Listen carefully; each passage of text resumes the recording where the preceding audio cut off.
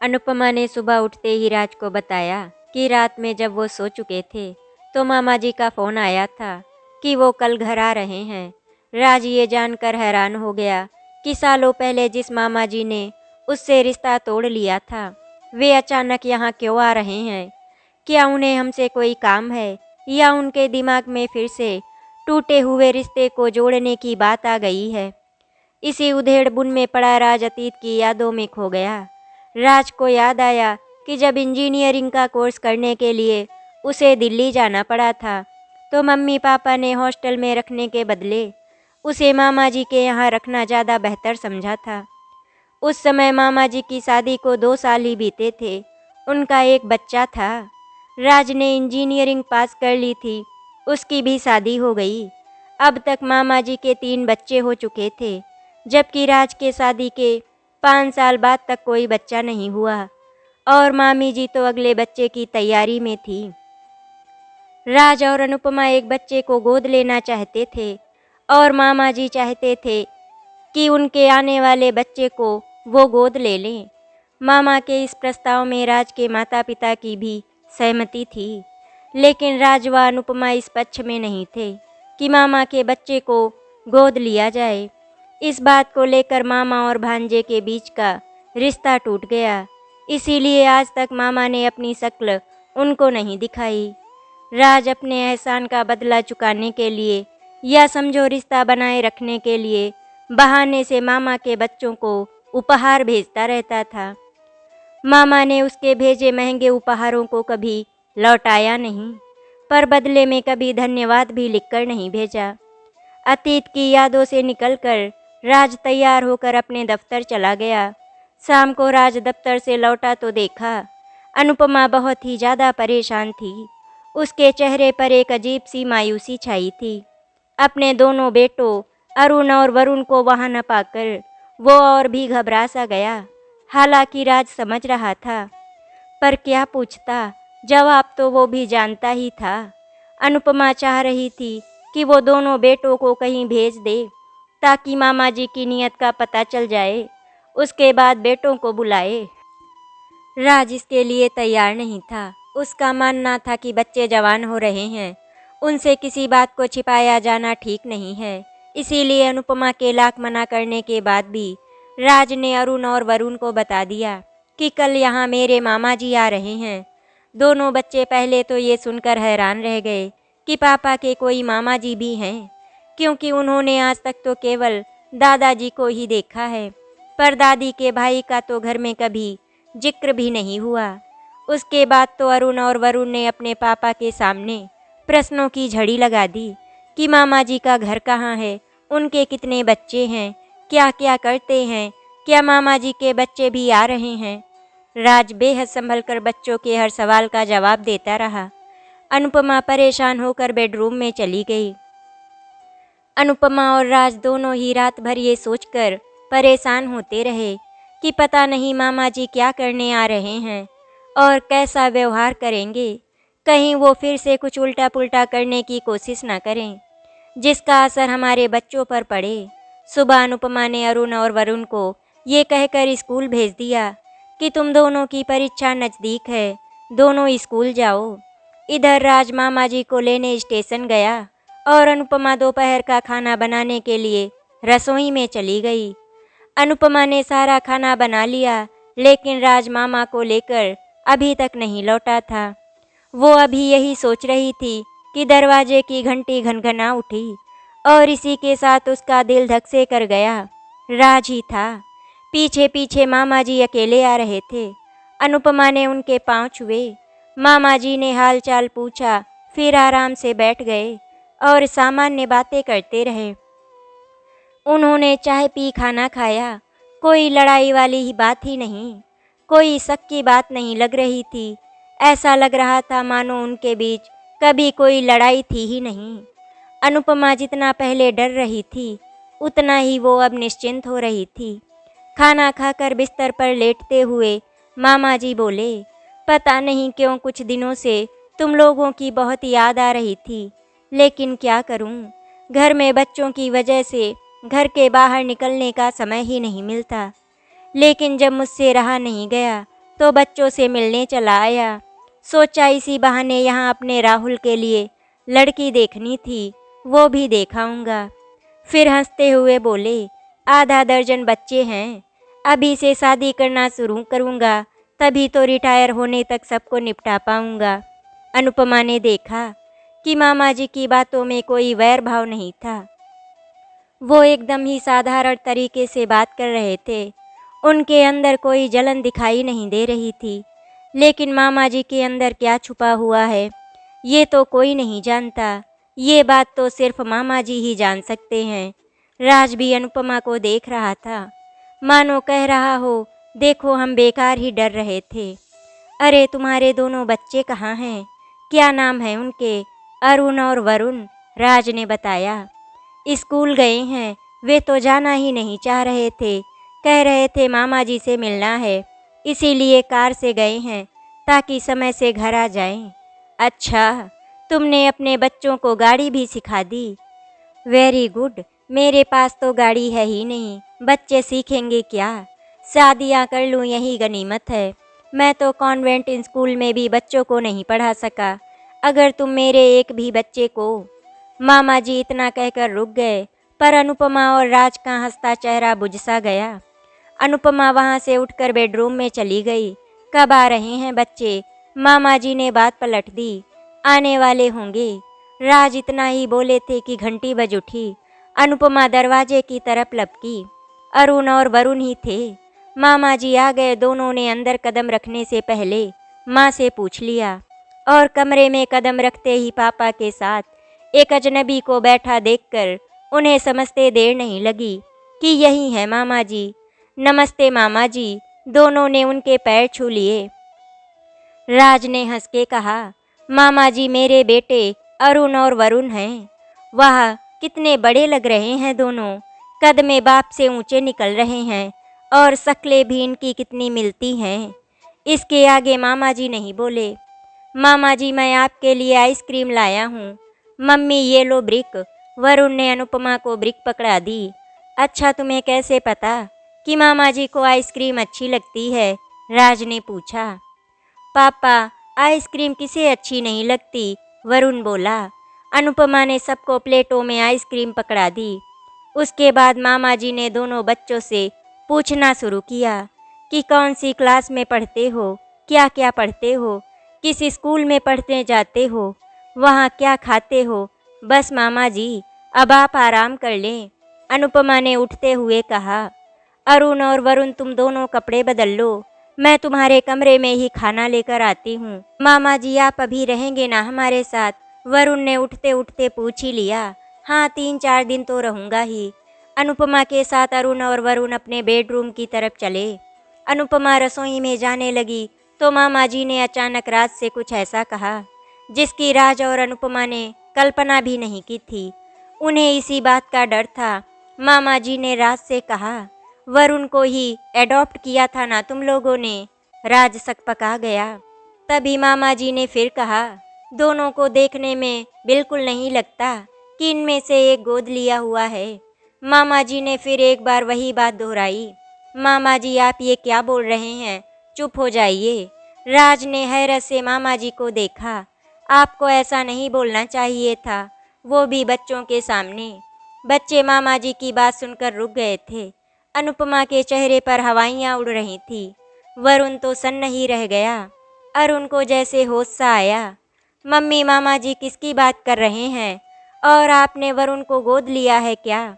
अनुपमा तो मानो बुस्सी खड़ी रह गई थी। सालों पहले कहे गए मामा जी के शब्द गैर गैर होते हैं अपने अपने। मैं ऐसा एक दिन साबित कर दूंगा। उसकी समझ में आ गया था, तो इतने सालों बाद मामा जी इसीलिए मेरे घर आए हैं कि मेरा बसा बसाया घर संसार उजाड़ दें। देखो राज, आज नहीं तो कल किसी न किसी तरह वरुण को सच का पता चल ही जाएगा, तो फिर तुम क्यों छिपा रहे हो इसको? वरुण जहाँ खड़ा था वहीं बुत की तरह खड़ा रहा, पर उसकी आंखें भर आईं क्योंकि मम्मी पापा भी मामा जी को चुप कराने की ही कोशिश कर रहे थे। यानी ये जो कुछ कह रहे थे वो सब सच है। अरुण हैरान परेशान सबको देख रहा था। वरुण पलटकर अपने बेडरूम में चला गया। अरुण उसके पीछे पीछे चला आया। पूरे घर का माहौल पल भर में बदल गया था। कपड़े बदलकर वरुण सो गया। उसने खाना भी नहीं खाया। मम्मी, वरुण रोए जा रहा है, आज वो दोस्तों से मिलने भी नहीं गया। पहले कह रहा था कि मुझे एक पेपर लेने जाना है।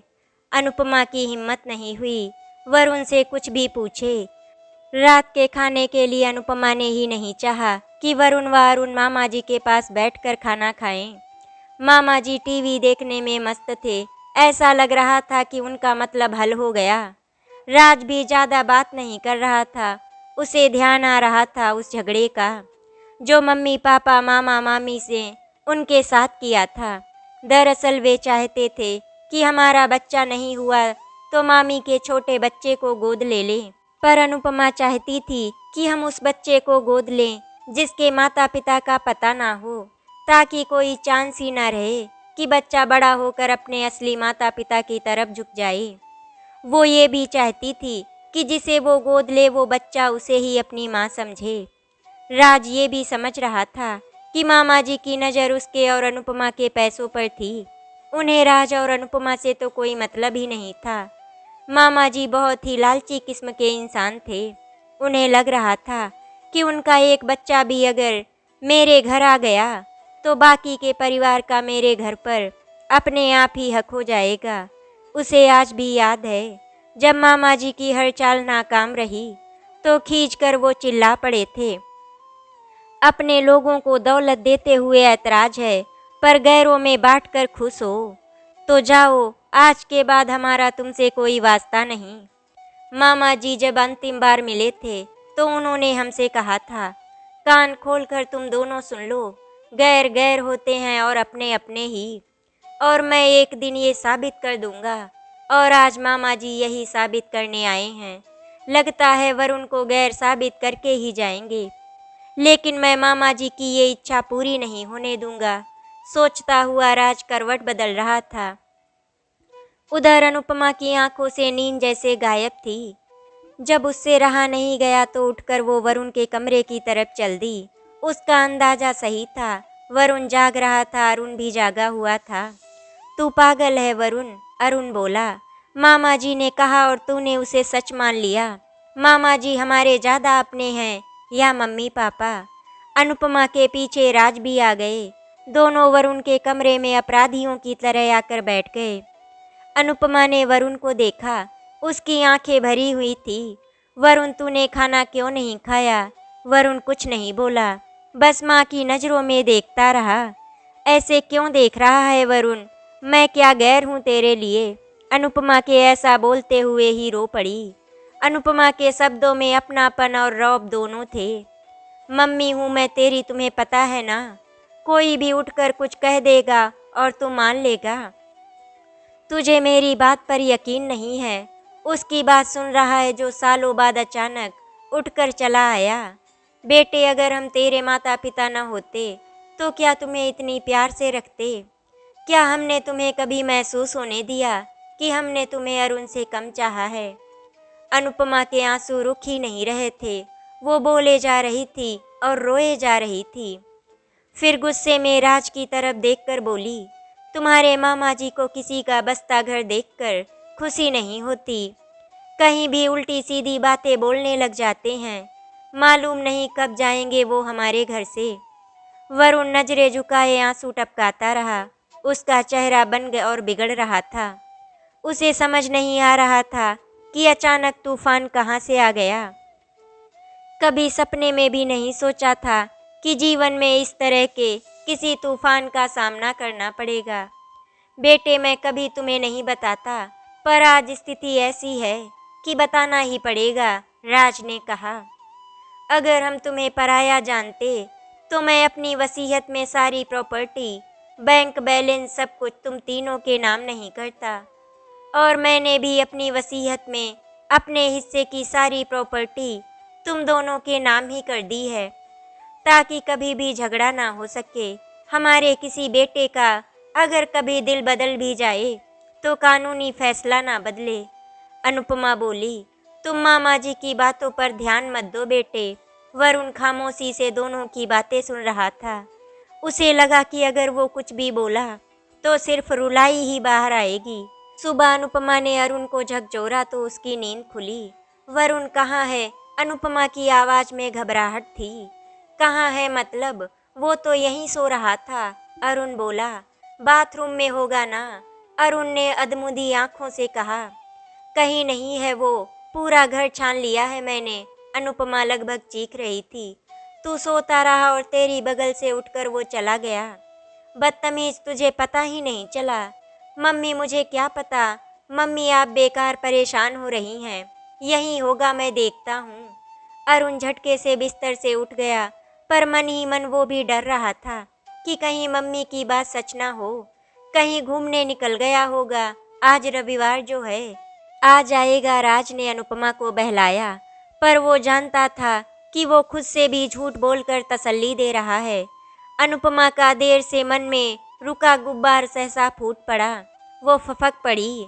उसका मन किया कि मामा जी को कहे कि हो गई तसल्ली, पड़ गई दिल में ठंडक। साबित कर दिया तुमने, अब जाओ यहाँ से, दफा हो जाओ। पर प्रत्यक्ष में कुछ कह नहीं पाई। दोपहर हो चुकी थी, एक फोन तक नहीं किया उसने, जबकि पहले कभी यूं बिना बताए वो कहीं जाता ही नहीं था। राज भी बड़बड़ाए, उनकी आंखों में भी अनजानी आशंका ने नमी उतर रही थी। हर फोन पर राज लपकता, उसे लगता कि शायद वरुण हो।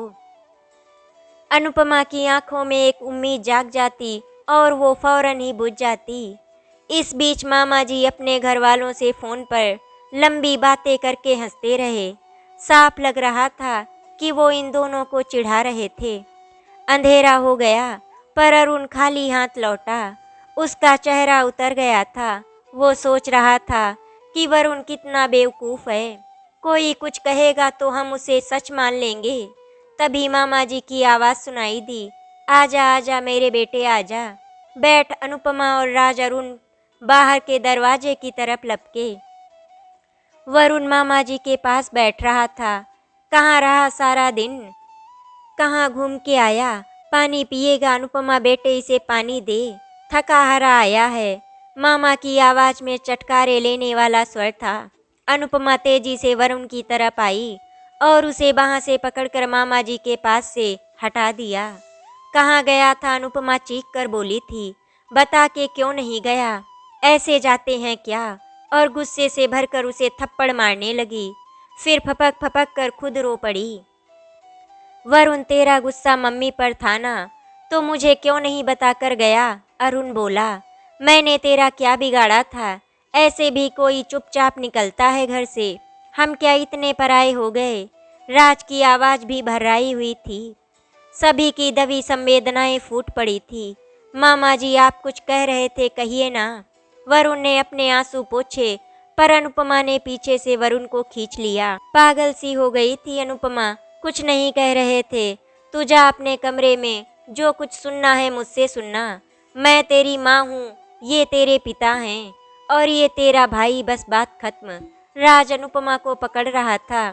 मामा जी, आप कह रहे थे मैं इनका गोद लिया हुआ बेटा हूँ ना? नहीं, तुम मेरे बेटे हो। अनुपमा ने वरुण को जोर से झटक दिया। वरुण अनुपमा के कंधे को थाम कर बोला। मम्मी, मैं तो मामा जी को यही समझा रहा हूँ कि मैं आपका बेटा हूँ। मम्मी, आपने पैदा किए बच्चे को तो हर कोई पालता है, पर एक अनाथ बच्चे को इतना ढेर सारा प्यार देकर तो शायद ही कोई औरत पालती होगी। उससे बड़ी बात तो ये है कि आपने अरुण और मुझ में कभी कोई फर्क नहीं रखा। तो मैं क्यों मानूं मामा जी की बात? आप ही मेरी माँ हैं। वरुण ने अनुपमा को अपनी बाहों में समेट लिया और मामा जी से कहा। मामा जी, आपने क्या सोचा था कि मुझे जब पता चलेगा कि मैं अनाथ आश्रम से लाया गया हूँ तो मैं अपनी असली माँ को ढूंढने निकल पड़ूंगा? मामा जी, क्यों ढूंढूं मैं उस औरत को जिसको मेरी ज़रूरत कभी थी ही नहीं? उसने मुझे पैदा करके मुझ पर एहसान नहीं किया, बल्कि मम्मी पापा ने मुझे पाला पोसा, मुझे नाम दिया, मुझे भाई दिया, मुझे एक घर दिया, समाज में मुझे एक जगह दी। इनका एहसान मान सकता हूँ मैं, वरना आज मैं सड़ रहा होता किसी अनाथ आश्रम के मैले कुचैले कमरों में। अरुण ने खुशी से वरुण का हाथ दबा दिया। राज ने वरुण के सिर पर हाथ फिराया। अनुपमा, राज और अरुण की आंखों में आंसू छलक आए। सबने तीखी नजरों से मामा को देखा। अनुपमा तो नहीं बोली, पर राज ने रहा नहीं गया और राज बोले, क्यों मामा जी, आप तो गैर को गैर साबित करने आए थे ना। और आप तो मेरे अपने थे, तो आपने गैरों सी दुश्मनी क्यों निभाई? आप मेरे साथ ऐसा क्यों किया? मामा जी, आप तो मेरे अपने सगे मामा थे, फिर आपके अंदर मेरे लिए इतनी नफरत क्यों आ गई? मामा जी को समझ में नहीं आ रहा था कि वो क्या बोलें, लेकिन अंदर ही अंदर बहुत जलन हो रही थी उन्हें कि इतनी कोशिश करने के बावजूद भी उनके घर को उजाड़ नहीं सके, बल्कि और भी ज्यादा पहले से मजबूत हो गया। राज और अनुपमा इस बात से बहुत खुश थे कि वरुण को पूरी सच्चाई का पता चल गया। उसे अब कुछ भी छुपाने की जरूरत नहीं है। ऐसा नहीं था कि राज और अनुपमा वरुण से ये सच्चाई छुपाना चाहते थे। वो तो सच्चाई बताना चाहते थे, लेकिन वो सही समय आने का इंतजार कर रहे थे। राज ने मामा जी से कहा, मामा जी, आपने जो भी किया बहुत ही अच्छा किया, लेकिन अब मैं चाहता हूँ कि आप मेरे घर से चले जाएं। मामा जी ने माफ़ी मांगने की ज़रूरत भी नहीं समझी। उन्होंने अपना बैग उठाया और अपनी कोशिश में नाकाम होकर वहाँ से चले गए। मामा जी को बिल्कुल भी इस बात का अफसोस नहीं था कि उन्होंने राजा और वरुण के साथ बहुत गलत किया है, उनका घर तोड़ने की कोशिश की थी। वरुण अनुपमा के गले से लिपट गया। अनुपमा के आंसू फिर निकल आए। अनुपमा जानती थी अब उसे मामा जैसे किसी व्यक्ति से डरने की जरूरत नहीं है। अब सच में उसके दोनों बेटे अपने ही हैं। आशा करती हूँ आपको हमारी कहानी अच्छी लगी होगी। अगर आपको हमारी कहानी अच्छी लगी तो वीडियो को लाइक एंड शेयर करें, चैनल को सब्सक्राइब करें। वीडियो देखने के लिए आपका धन्यवाद।